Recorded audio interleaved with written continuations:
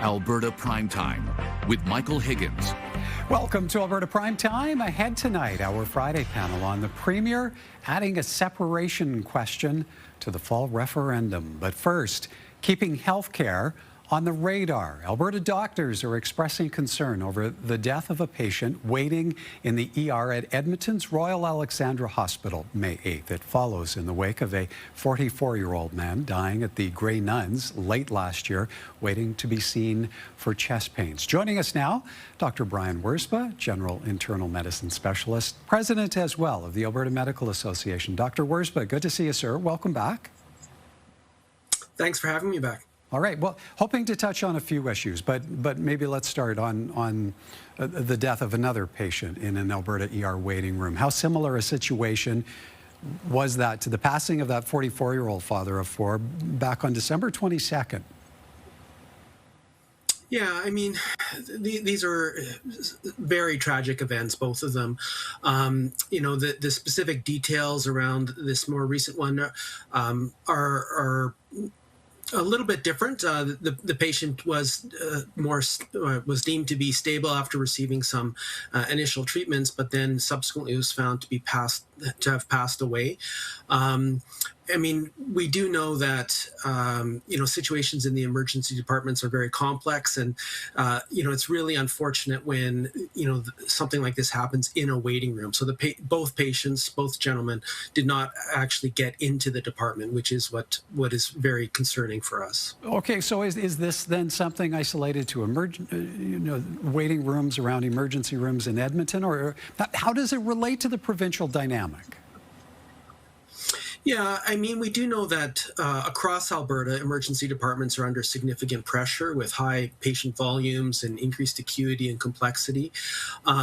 There's a significant problem with flow through the emergency departments, and so what ends up happening is patients wait in the waiting room far longer than they should, and you know, that's really what the challenge is. We do know that you know, our emergency departments are where patients come when they're critically ill, and so, you know, we're not you know, we do see death on occasion, but death in the waiting room, delayed care because of long waits in the waiting room, really provide a significant burden on the frontline workers, on the triage nurses and the physicians that work there.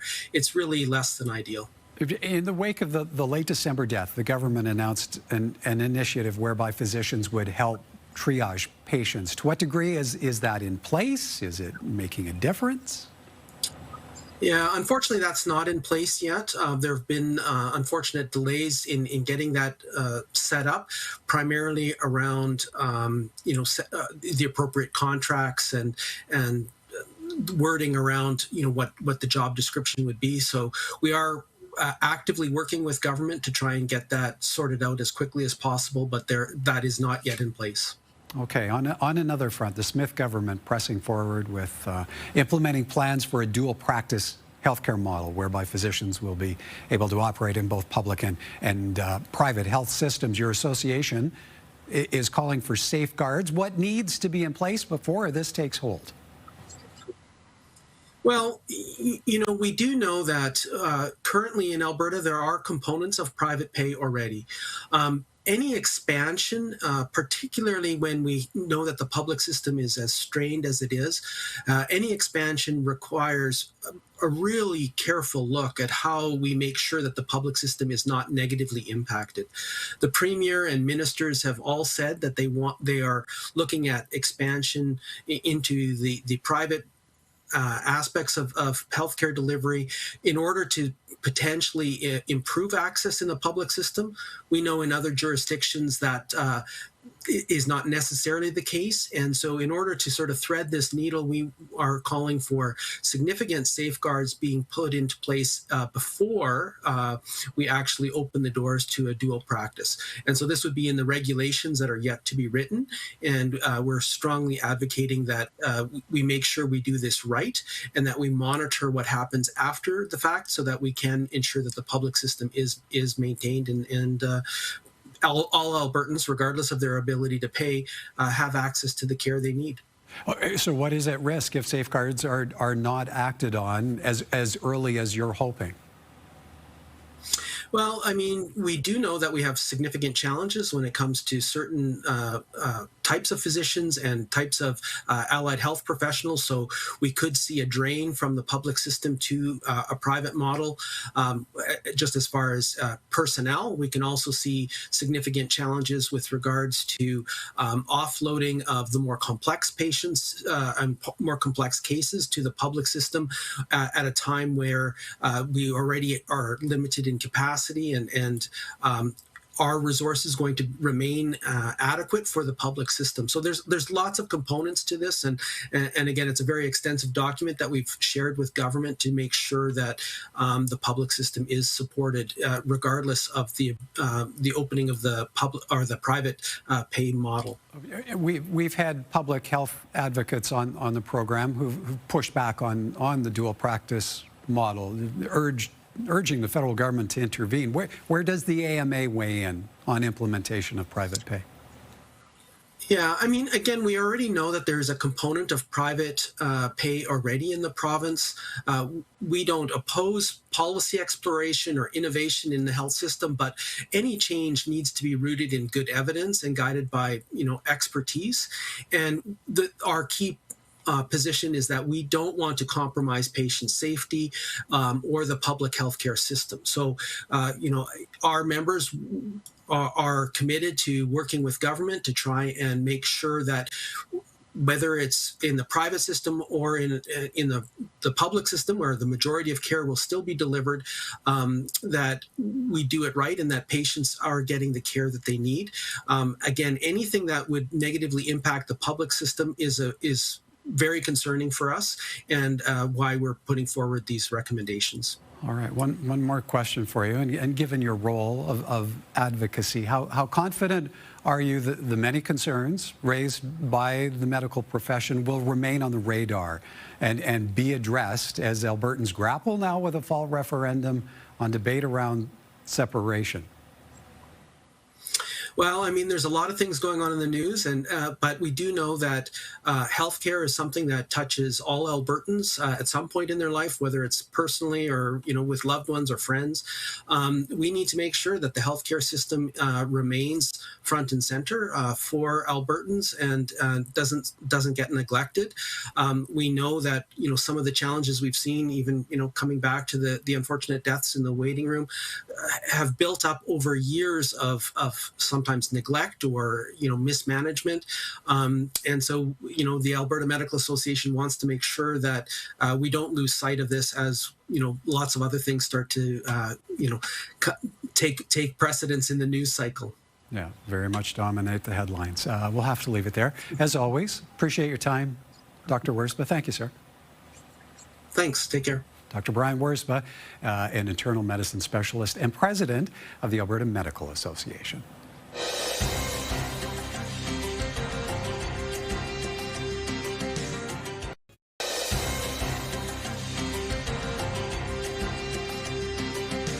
From adding a separation question to the fall referendum to new Welcome to Alberta signage, adding cannabis culture to the coffee scene, and meeting Albertans where they're at in current challenging financial times. Our Friday Primetime This Week panel is in, and joining us this evening, social worker and community activist Karen Richards, and new to the panel, Tricia Estabrooks, former chair of Edmonton Public Schools and currently a public health advocate with Friends of Medicare.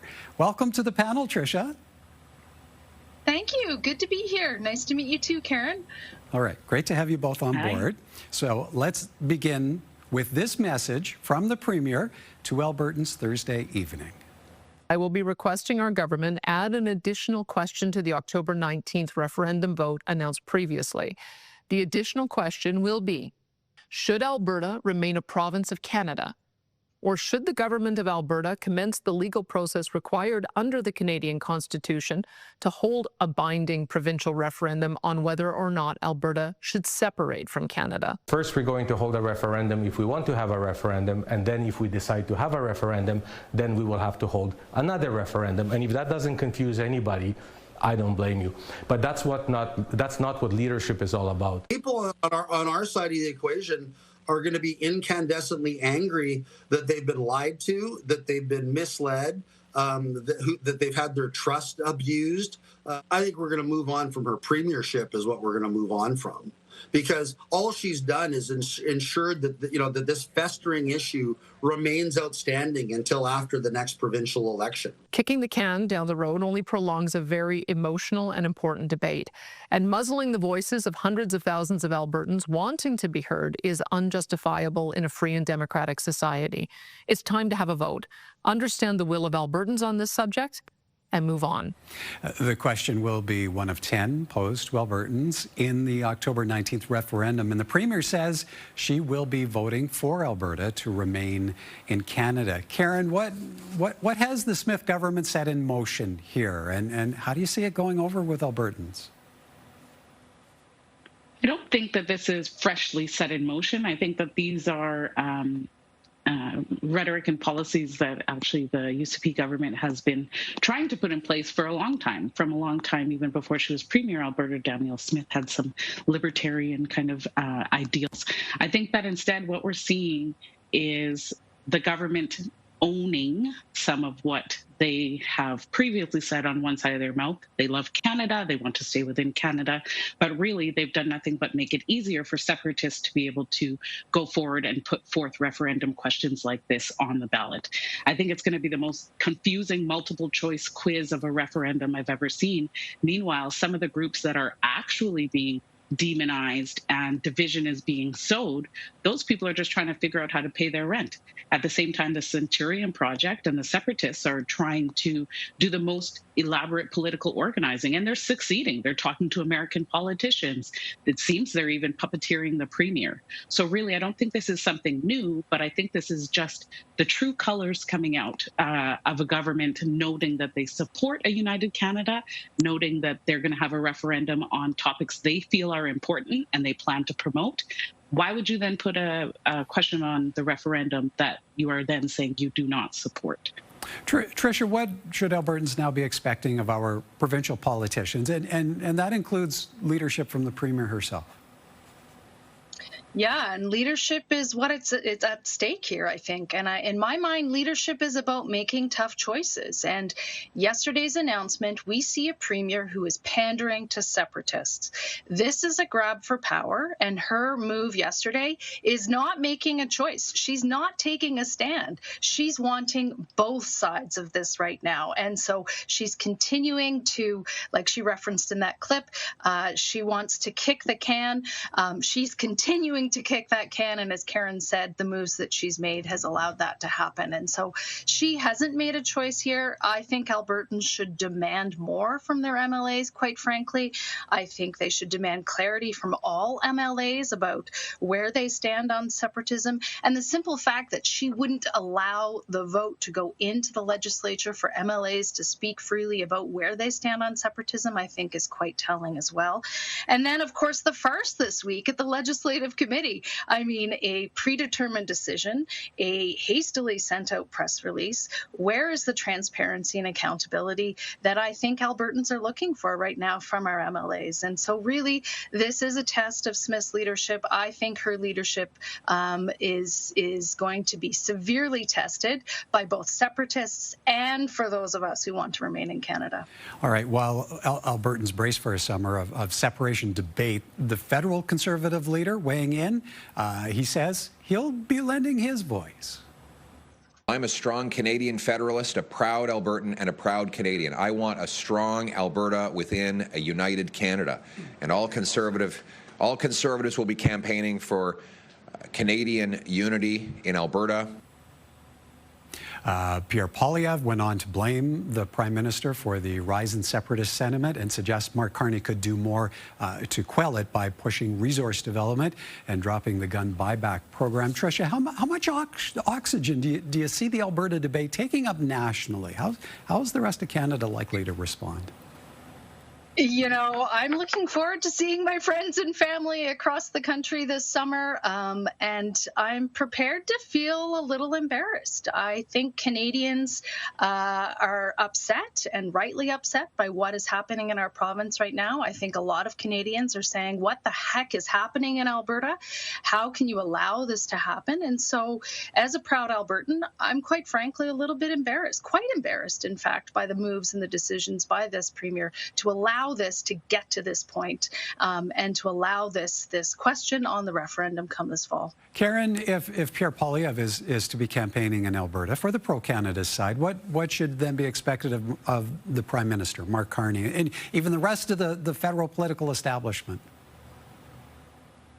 So as much as I don't agree with this tactic, I think it's actually a strong political tactic to have all the leaders of the Conservative Party saying that they do support a strong and united Canada, including Danielle Smith, out of one side of her mouth anyways. Really, what it does is put pressure on the Prime Minister then to bow to all of Alberta's demands, whether they make sense or don't make sense, just to show and prove, well, we want a united Canada. It all stinks very much of American United States to me. When you think about really, it's a group of people who have colonized others now feeling alienating, that they are being oppressed by a government. And so now it's important that we all give them the freedom that they deserve. Really, when I think about it, I think there's going to be so much pressure, so much news, but as the polls have shown time and time again, it's such a small group that actually wants this to happen. All right, referendum or not, here's something that will be greeting visitors to our province come fall. New Welcome to Alberta signage. This is a rendering released this week by the Transportation Ministry. It replaces the old Wild Rose Country slogan with Strong and Free. The old signs have been around more than 40 years. 22 new signs will be installed at provincial border crossings, cost of about $3.5 million. Karen, what's your take on the new signage? How much of an improvement does this represent when it comes to welcoming visitors? You know, what is strong and free? What does that mean? Again, kind of a little more Americanized for me. I think it's kind of generic and big government. I loved the wild rose, just thinking of the natural beauty and what nature has to offer for us here in Alberta. The wild rose itself was used for food, for medicines, for generations upon generations. So to me, this kind of sterilizes that. I think really it's good to upgrade the signs, like they need new signs, but by changing the slogan, it's more of political grandstanding than it is about fixing something that was broken. So, you know, I hope they change the City of Edmonton, City of Champion signs as well, but they could leave the Millwoods, Welcome to Millwood signs. Those ones always feel at home to me. Tricia, real quick before we get to break, to what degree do you see this new motto reflecting Alberta's identity? I think it's very Americanized. I think a province that is truly strong and free, we don't need a slogan to reiterate that. I didn't think we had a branding problem with the Wild Rose slogan either. And I guess I'd also say if separation wasn't a looming threat, I'd think it was about the slogan would be about remaining free from the United States. But now that we have this separation in the mix, it certainly gives a nod to the separation. And I just don't think it's a good fit. It's not the right time, and it doesn't suit us as Albertans, most importantly.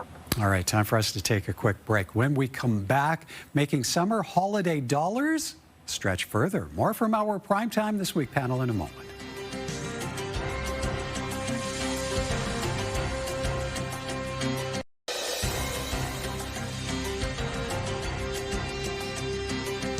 Welcome back. We have time for one more topic this evening, and that's how the tourism, entertainment, and event sectors are adapting to the cost of living crunch. Case in point, Taste of Edmonton partnering with K-Days and the Great Outdoors Comedy Festival on Eat, Play, Laugh ticket packages, backed by popular demand.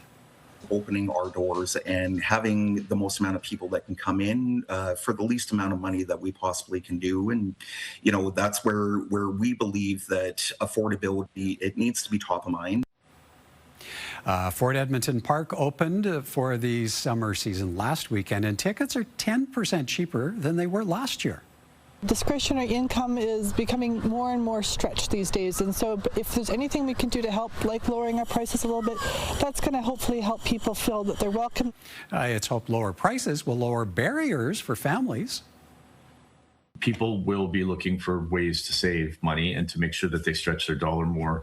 But Edmontonians are a hearty bunch that still love their restaurants, they love their festivals, they love their events. I think we've weathered the storm before, and we do it by continuing to help each other.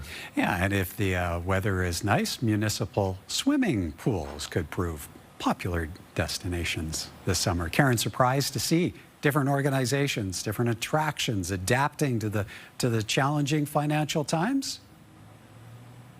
No, I'm not surprised. I think that you have to adapt to the times if you still want people to come to your events. Really, when we think about it, these kinds of events are for the people. So if the people don't have money to pay to attend, nobody's going to attend. What's the point of organizing? I love and leave it to the city of Edmonton to keep doing fun, free or almost free family-friendly events. I know that they are set up with the Edmonton Arts Councils in downtown Edmonton.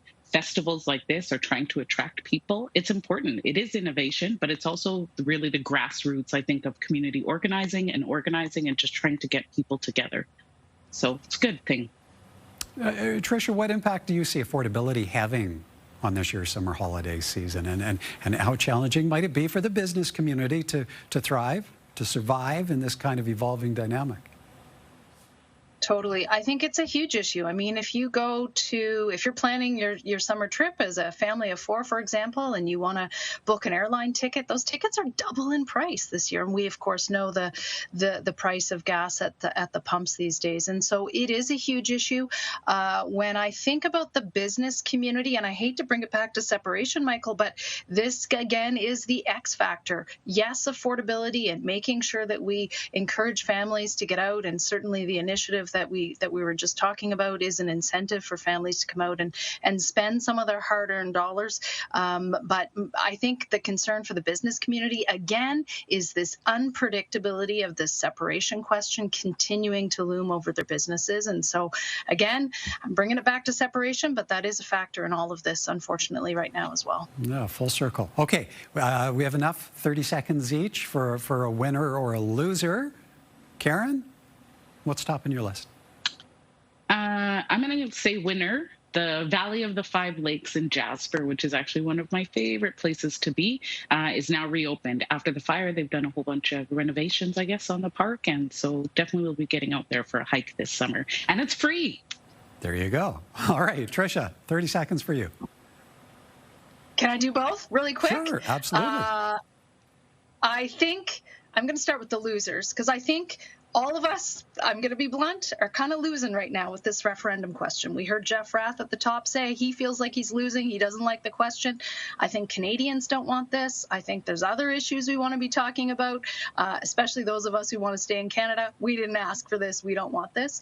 I think the winner, though, is Les Canadiens, the Habs. Go Habs, go. Yeah, go Habs, go indeed. That was a great game last night. All right, we'll have to leave it there. Thank you both. Hope you have an awesome weekend. You too. Thank you.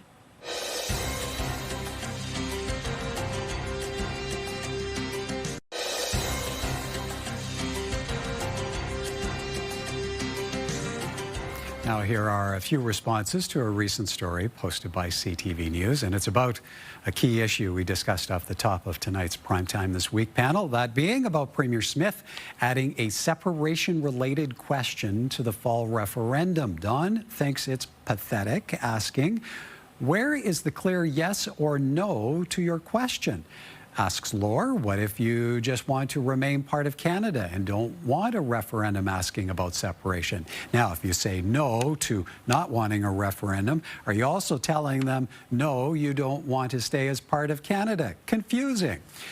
Biff and Happy also answering with a question. Are responders to this question supposed to write an essay? But Anon is good with it, writing. Thank you, Danielle. Keep fighting for Albertans and democracy. Jojo, not so much. Simply writing.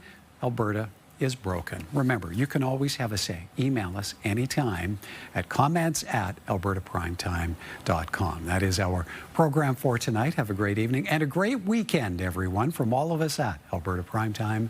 Thank you for watching, and join us again next time.